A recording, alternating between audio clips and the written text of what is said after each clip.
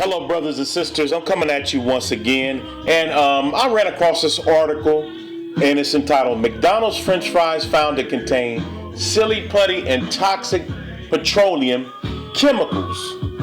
Now, if anybody hasn't been living under a rock, of course, and this stuff has been circulating for some time about the poisonous stuff that goes in our food, the additives, the cheap fillers. And this stuff is basically just to save large businesses and corporations money. It always goes back to money. And sometimes I ask my question, quite often, I shouldn't even say sometimes, but quite often I ask myself the question, how much money is enough? I mean, how many people are you willing to get sick and potentially killed just to save a buck or two? And the funny thing about that is these are billion-dollar companies. Their executives, their employees, the people that are making the most money in these companies, they won't even bat an eye about buying a home or buying a car for millions of dollars. But if it comes to, maybe cleaning something up or making something better that might cost them $500,000, they don't want to spend the money on that. But they'll spend the money on them greedy selves. And like I said, they won't bat an eye about it.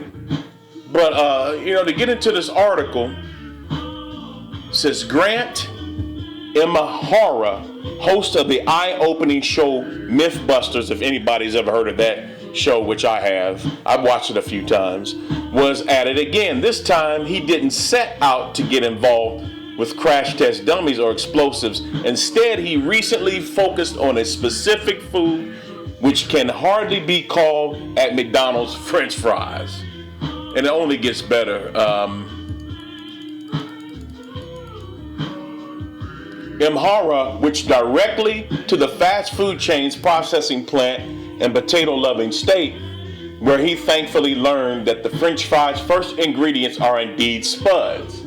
Okay, he's got that down. Okay, they are dealing with actual potatoes. However, the ingredients that are followed are disturbing to say the least. Included in the list of 19 items are a word I'm not even going to try to pronounce right here, but a form of silicone found in silly putty. Tertiary, and here's another word right here, I'm not even going to try to, it's BPHQ, a petroleum-based chemical, and hydrogenated soybean, which is manufactured from of trans fat, a form of trans fat, I should say. Good thing you gave up on their fries a long time ago. If you haven't, what are you waiting for? These ingredients are downright unhealthy, a frankenfood that can wreak havoc on the body. Let's take a closer look. And these are the causes right here of eating McDonald's fries. And McDonald's is not the only place. Most of these fast food places have cheap ingredients, GMO foods. It's in the grocery store. It's everywhere. And there is a reason why. I mean, predominantly the tribes, which anybody's in the truth, the tribes are over here. And the heavy concentration of poisons and chemtrails, the heaviest are over here because the most of the tribes dwell in this Western Hemisphere, or, in this country called United States, South America, Central America, basically North America, period, South America. That's where predominantly most of the tribes are living. So, of course, you're going to try to put most of the poisons where the biggest concentration of the 12 tribes are at. Now, brain damage and cancer with fries. According to Van Hari, more commonly known as the Food Babe, who helped bring Subway's bread ingredients into the spotlight in 2014 for their use of substance that also used in yoga mats. And right here, this word, I'm not even going to try, dimethylpolysiloxane should be avoided. The McDonald's French fry ingredients is the same as what's found in aquarium tanks and sealants, mold release agents, and hair conditioners. In some cases, she explains that it even contains formaldehyde, a highly toxic chemical associated with brain damage and cancer, allergies, and also autoimmune disorders. Interestingly, Harry notes that McDonald's fries are worse than those made in Europe.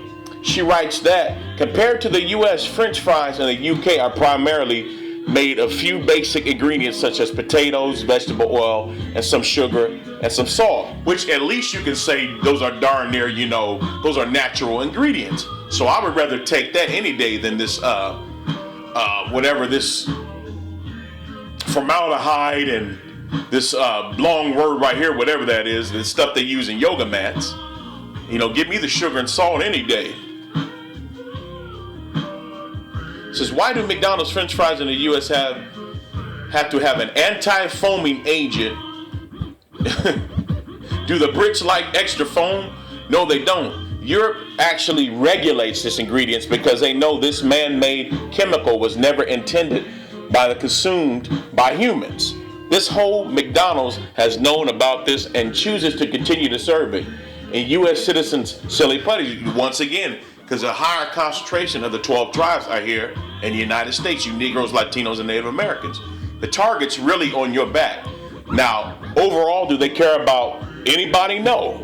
But they would rather bring the higher concentrations of poisons where the higher concentration of the tribes are.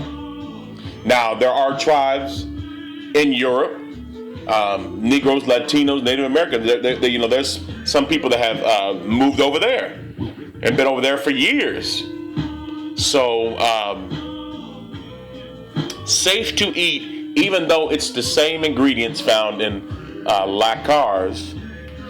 Then there is the issue to Terry, this other chemical right here. I'm getting ready to close out on this because I'm not going to go into all of this. It really gets pretty much saying the same thing. But the point and the moral of the story is, folks, stay away from fast food as much as you can because these people are trying to kill you. These foods cause all kinds of problems. Diabetes, joint problems, bowel movement problems, vision problems. All sorts of problems. So, just stay away from the Franken foods. Especially you Negroes, Latinos, and Native Americans, especially because this stuff really, really affects you the most. And if you don't believe me, just check the statistics of diabetes and obesity in the so-called African American and Latinos communities. So I'm going to close out with that. And with that being said, Shalom, stay up, and please subscribe to the videos. May they edify you and help you and give you a brighter perspective on certain issues. Shalom.